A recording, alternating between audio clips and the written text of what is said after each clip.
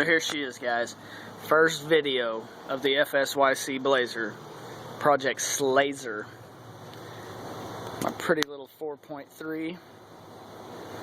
I've already got my power wire routed around. I'm going to end up with my little cheapy fuse block right there, just for the time being. But I ended up running it through my antenna wire grommet on the inside of the firewall. So it ended up coming out just under my air box, right down in there. You can actually see the blue wire right there.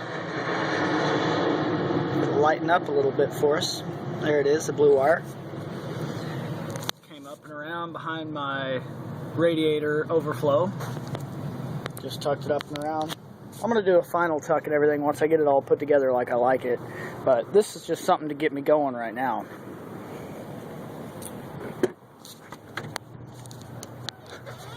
Let's see. The day after I got it, I installed my Infinity 6.5s in the door. Those came out real nice. And I went ahead and replaced my power window motor while I was in there. Let's get you a little closer look in here at where the power wire is running through. You can see my antenna grommet up there if it'll focus. There it goes. I just sliced a little hole through the grommet, fed my slack through there, pulled it through the other side, and then I run it up over, tucked it behind my kick panel there, roll my carpet back in, boom shakalaka. So that's that for right now. I already got my CD player put in, but that was out of another vehicle that I had, which I'm actually ashamed right now. Sitting over there. Poor thing needs some motor mounts. But there it is. What I'm planning to do next, or actually, step at a time, get all the junk out of here already, is I'm planning on taking this space back here, putting a battery there in a box, and pretty much building it to look similar to this side. Just a little false box, something for my relays and my battery and whatnot, all that good stuff. So there it sits for right now. So here's my box. Keep in mind I've had this thing probably about 12 years now. I had hurricane nuts in it before, busted it out.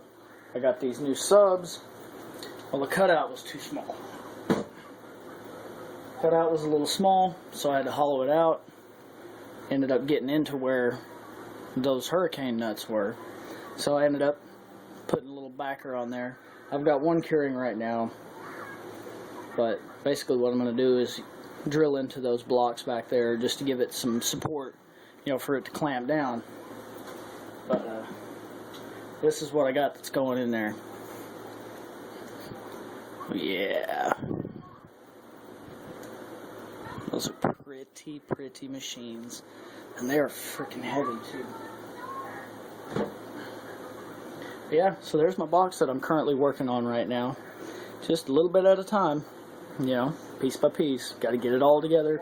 Get it slapped together. And I realized that I did not give you guys much of a look at this box.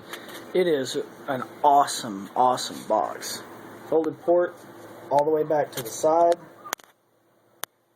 Goes from the side down across the back. It is 2.5 inches here, 1 1/4 per side.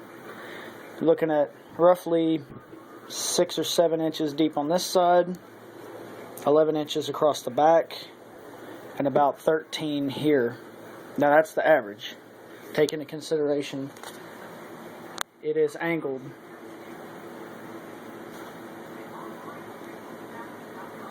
both front and back. 1.5 inch front panel, 3/4 all the way around. But yeah, I just wanted to give you guys a little closer look at this box here while I got it apart.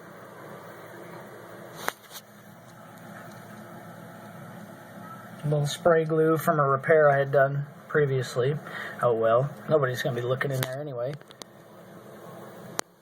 but it's a very, very fine box. Like I said, I've had it for a really long time. Never had anything in it that was worth pushing. Excuse me just a second. Damn hair in my throat. But yeah, what I've got here is I ended up with a pair of Dayton Ultimax 1022s. It is a 10-inch sub, even though it pretty much is 11. It's a very fine machine, dual 2-ohm, voice coil, double stack magnet. It's got a fair vent hole in the back. Yeah, it's almost an inch and a half. I'm planning on making a lot of noise with these bad boys.